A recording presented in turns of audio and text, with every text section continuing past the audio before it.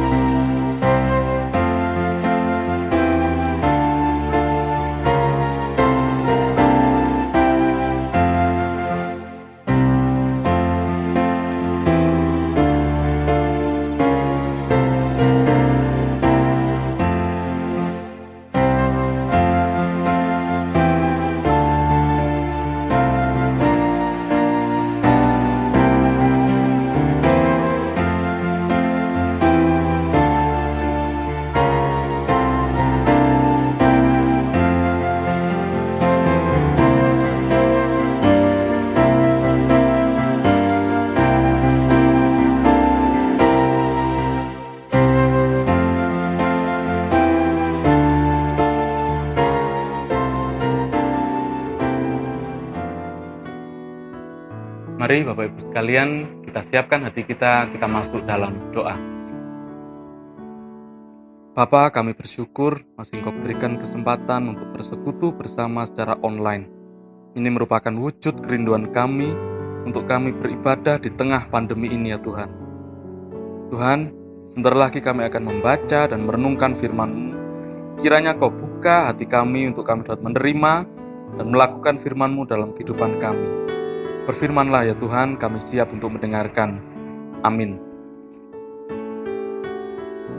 Pembacaan firman Tuhan pada kali ini terambil dari Keluaran 7 ayat 14 sampai 25 yang akan saya bacakan untuk Bapak Ibu sekalian. Berfirmanlah Tuhan kepada Musa, Fir'aun berkeras hati, ia menolak membiarkan bangsa itu pergi. Pergilah kepada Fir'aun pada waktu pagi, pada waktu biasanya ia keluar ke sungai. Nantikanlah dia di tepi sungai Nil dengan memegang di tanganmu tongkat yang tadinya berubah menjadi ular. Dan katakanlah kepadanya, Tuhan, Allah orang Ibrani telah mengutus aku kepadamu untuk mengatakan, biarkanlah umatku pergi, supaya mereka beribadah kepadaku di padang gurun. Meskipun begitu, sampai sekarang engkau tidak mau mendengarkan. Sebab itu beginilah firman Tuhan. Dari hal yang berikut akan kau ketahui bahwa akulah Tuhan. Lihat, dengan tongkat yang di tanganku ini akan kupukul air yang di sungai Nil, dan air itu akan berubah menjadi darah. Dan ikan yang di dalam sungai Nil akan mati, sehingga sungai Nil akan berbau busuk. Maka orang Mesir akan segan meminum air dari sungai Nil ini. Tuhan berfirman kepada Musa, katakanlah kepada Harun, ambillah tongkatmu, ulurkanlah tanganmu ke atas segala air orang Mesir, ke atas sungai, selokan, kolam, dan ke atas segala kumpulan air yang ada pada mereka, supaya semuanya menjadi darah, dan akan ada darah di seluruh tanah Mesir, bahkan dalam wadah kayu dan wadah batu.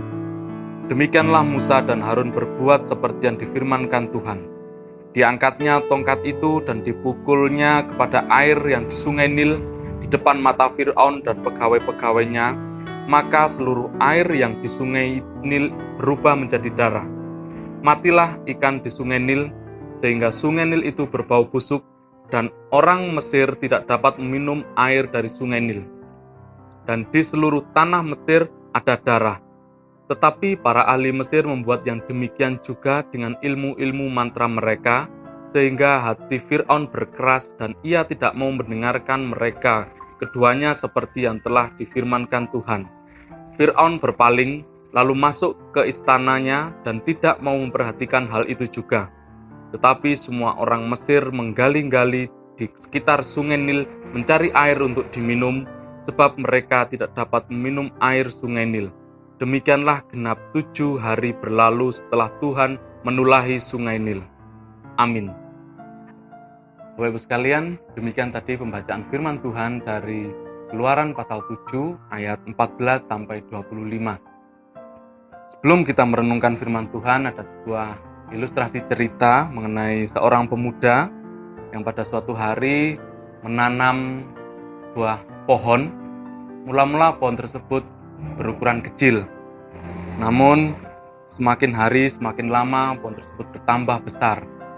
Bahkan karena semakin besar pohon tersebut mengganggu orang yang lewat di depan rumah pemuda tersebut. Beberapa orang sempat mengingatkan untuk menebang pohon milik pemuda itu. Paling tidak memotong ranting-ranting yang menjuntai di depan rumahnya. Namun sang pemuda tidak mengindahkan perkataan orang lain.